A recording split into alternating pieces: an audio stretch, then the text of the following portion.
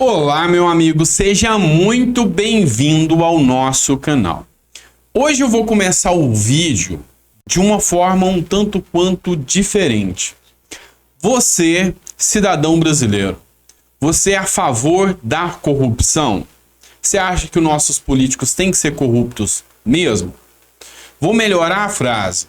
Você acha que os políticos corruptos têm que ter impunidade? Eles têm que ficar impunes das corrupções que eles cometem?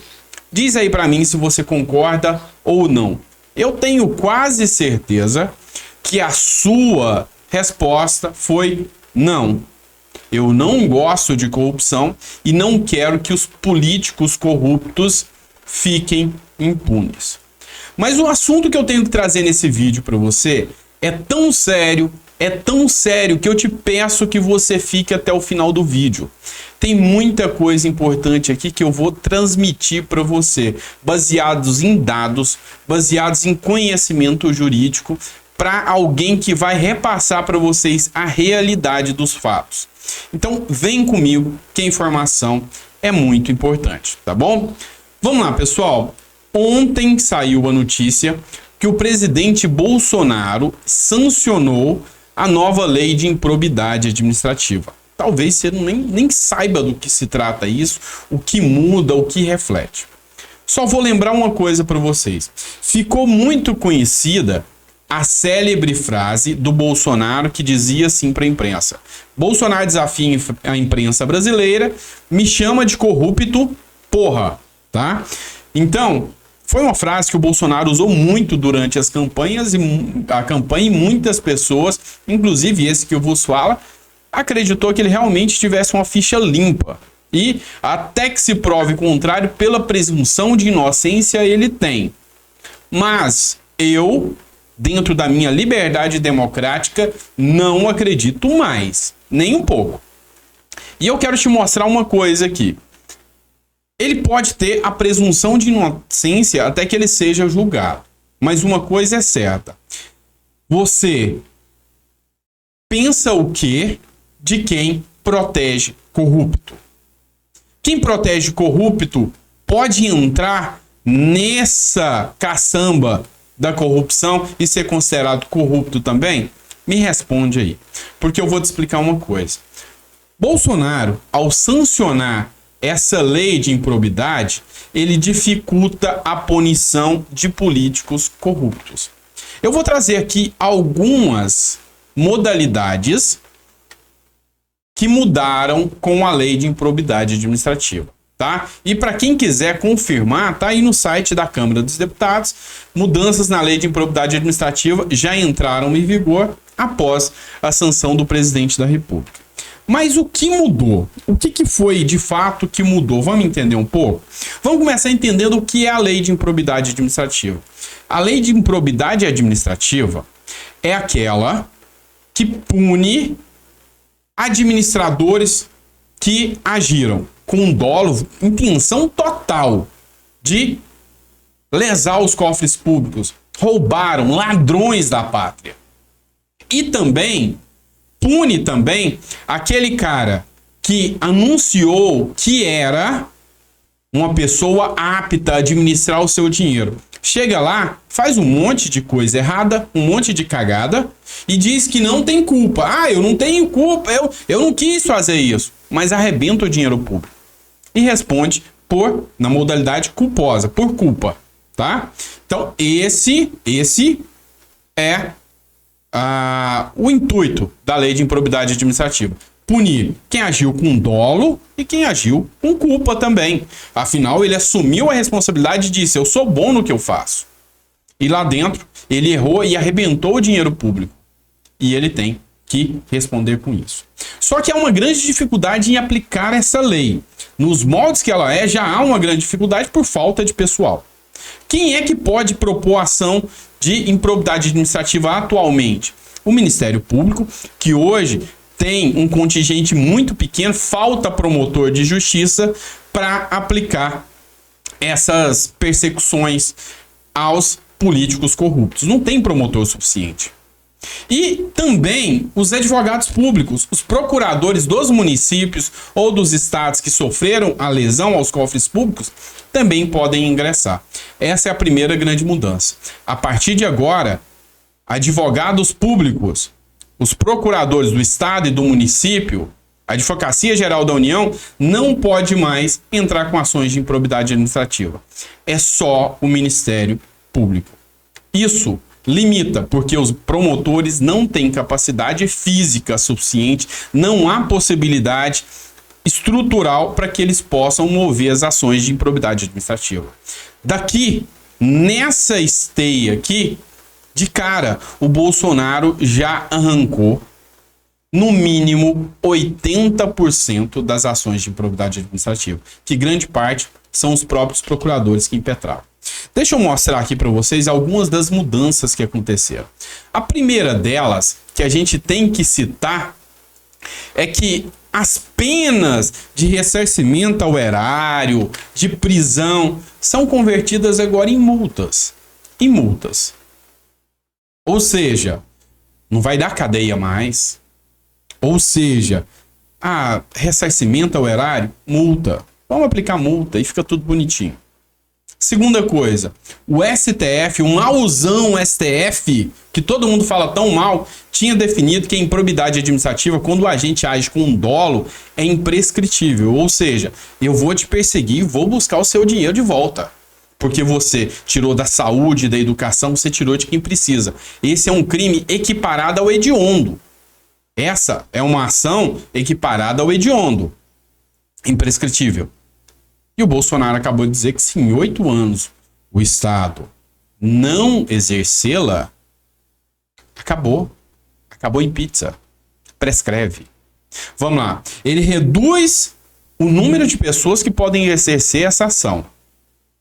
E ele fala, agora com menos gente para fazer, se em 8 anos não acontecer, não vai ser prescrita. Vai prescrever em 8 anos. Não vai poder mais exercer esse direito aí. E converte ações em multas, tá? E detalhe, as ações que já correm, que advogados públicos começaram, agora o Ministério Público tem 1 ano para se manifestar se ele quer continuar essas ações. Porque se o Ministério Público não manifestar nesse processo dizendo que quer continuar essas ações, extinguem-se as ações. É uma verdadeira anistia, um perdão de corruptos, um perdão de políticos corruptos, tá? Então, sabe, o advogado público, o procurador, a AGU podia entrar com ação, agora não pode mais. Já reduziu o número de pessoas que podem entrar. E aquelas que eles já entraram, estavam correndo, daqui 1 ano o Ministério Público tem que falar se vai dar continuidade ou não, porque se não deu, isentou um monte de gente da punição.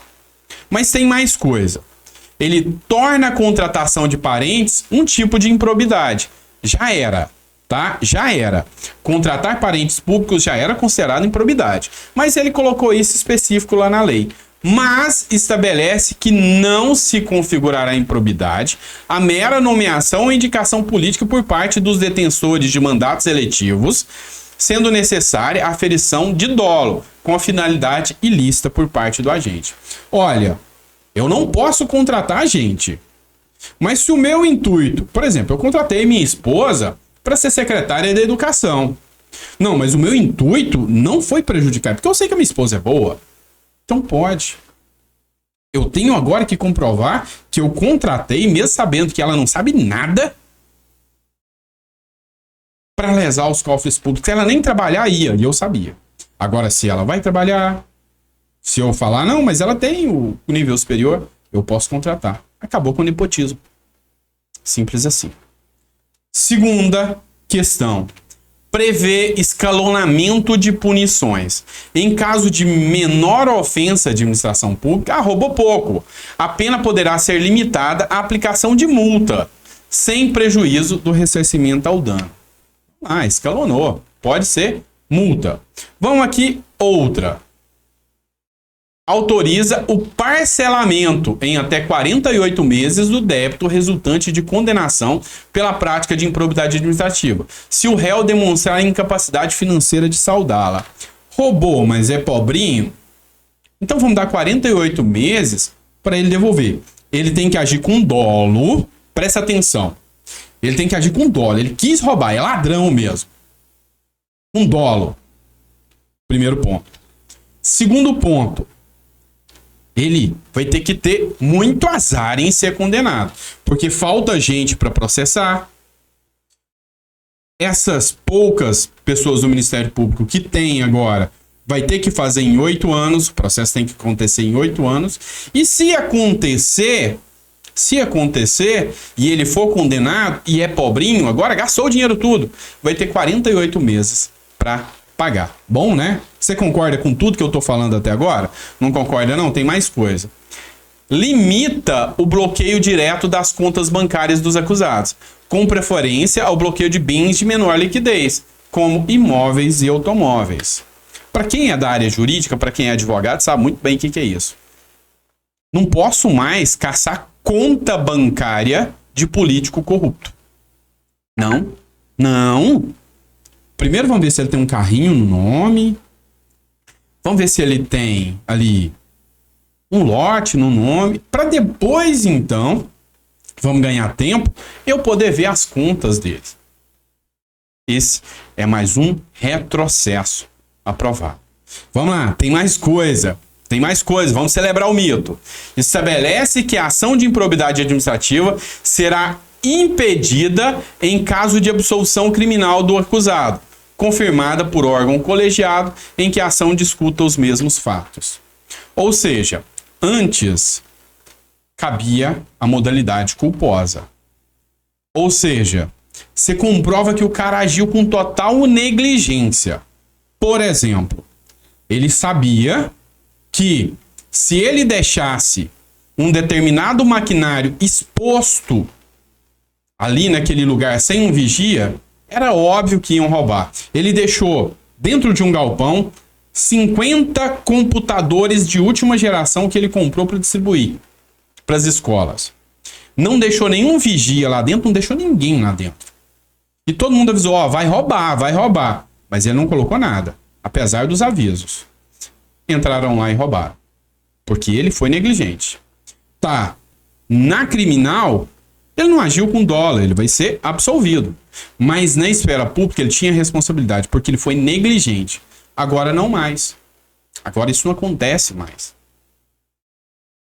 Ele vai ser absolvido, tá? Então eram atos distintos. Hoje, não mais.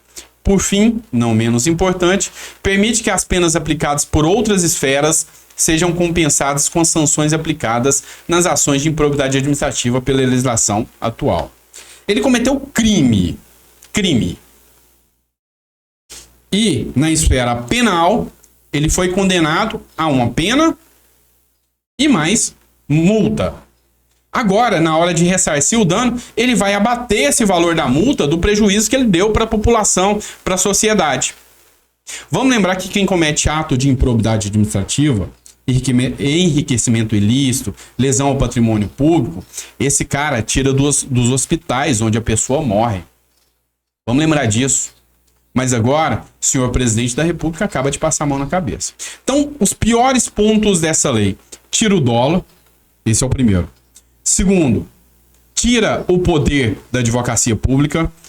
Terceiro, coloca prazo de prescrição. Então, me chama de corrupto? Não, vamos fazer melhor. Amiguinho de corrupto? Passar a mão na cabeça de corrupto? Alisar corrupto?